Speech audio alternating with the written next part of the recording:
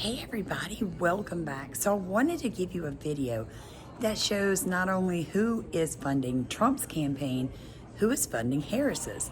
I think it's fair that we break down both sides and really see which person is going to be the best for America. So let's start with Harris, being that she is a lady, and let's start with her. So her four biggest campaign donors just in September of 2024 happens to be Brown and Brown, Johnson and Johnson, Microsoft, and Google. Now, when you break down those companies, you get quite a bit of information, folks. So let's start with Brown and Brown, who I had never heard of.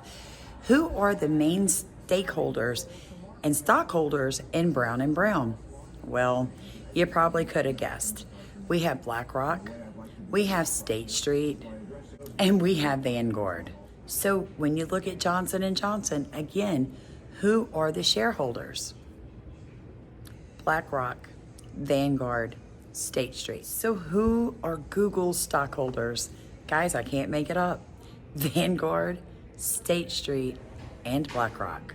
And last but not least, Microsoft. Who are the stockholders of Microsoft? BlackRock, State Street, and Vanguard. Now, something else I found very interesting about who is donating to Kamala Harris's presidential campaign: the Department of Defense. Yeah, like there's a lot of federal groups that have given money, as well as states and universities. So that to me is like a huge red flag. So then I decided to deep dive 3 or 4 of the most influential individual donors for each person. So we'll start with Kamala and stay on her for just a second. George Soros and his son are some of the biggest donors to Kamala Harris. Now, something interesting about the Soroses is our government, in my opinion, illegally allowed George Soros's company to acquire 200 radio stations across the United States without going through the proper steps. Now, most of us believe that mainstream media is very, very skewed and not bipartisan whatsoever.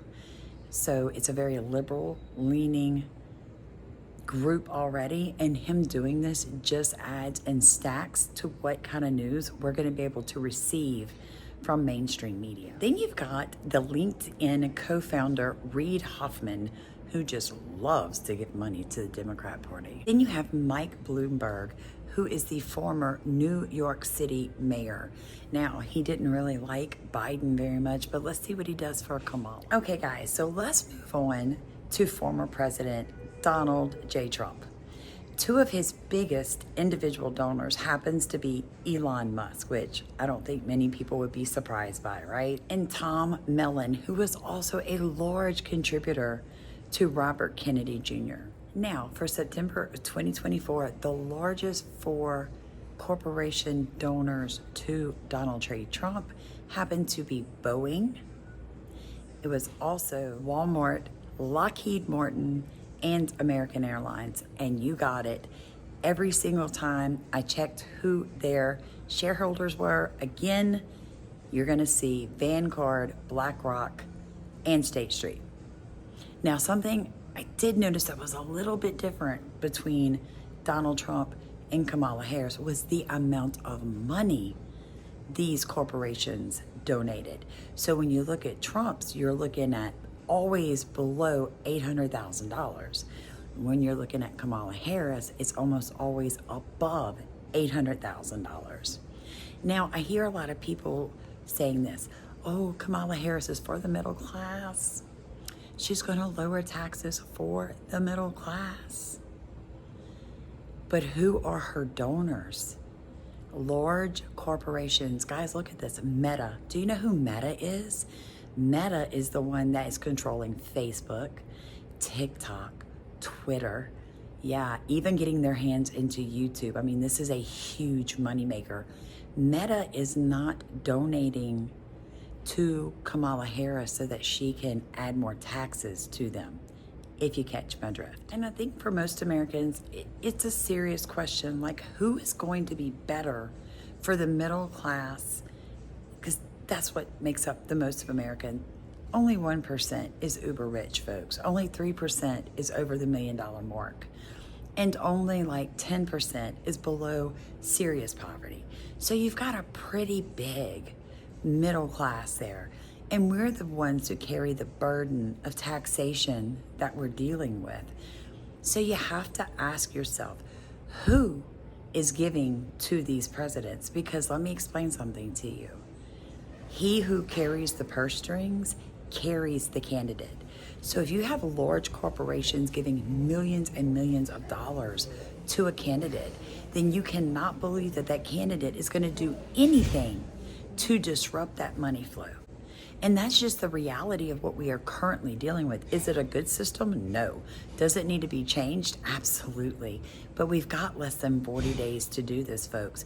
And we as a nation need to come to an understanding. This is a spiritual warfare. And if you're a Christian and your excuse is, I'm not going to vote for either, morally I can't, then shame on you, because these are your only two choices.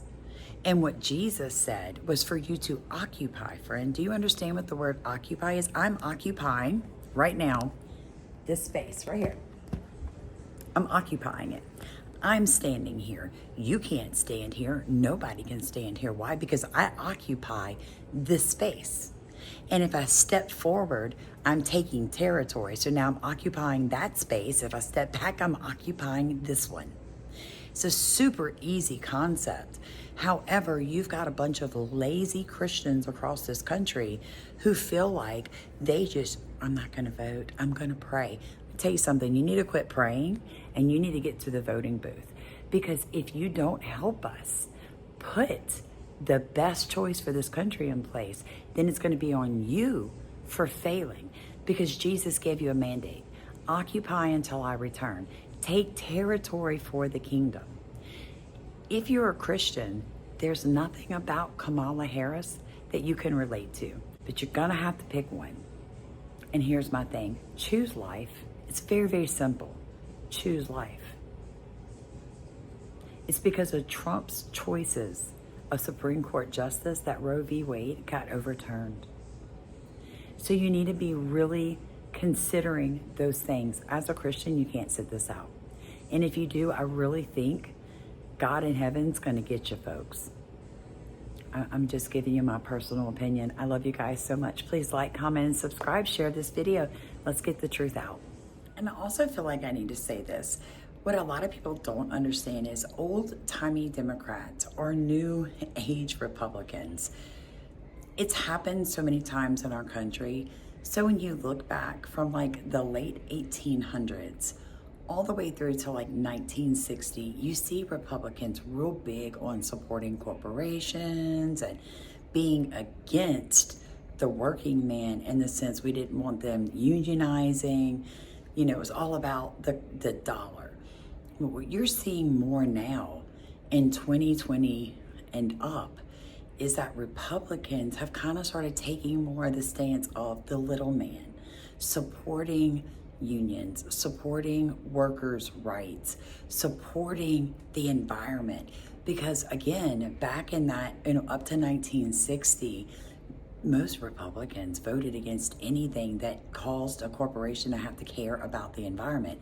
That was mainly like Democrats. But now when you look at the parties, mainstream Democrats are so liberal. They're against anything the majority of hardcore American people and American workers are for. Think about it. How many of you are down with this nonsense of pronouns and, the DEI hires and all of that, and the stuff they're teaching kids in schools? Like, all my Democrat friends are like, oh my God, what is this? Yet they keep voting Democrat leaders in, because that's what they were programmed to do as children, because Democrats were known as the party of the working man. Folks, they basically swap sides, and you have to catch up, and you have like 38 days to do it. Wake up. Wake up. Look who's funding her. She's not going to do anything to mess that money up. All of her policies, all of them, are for illegal aliens and off the wall, insane stuff that no Christian has any right to be in bed with. I'm just saying, I don't care if you like it or not, it's the truth.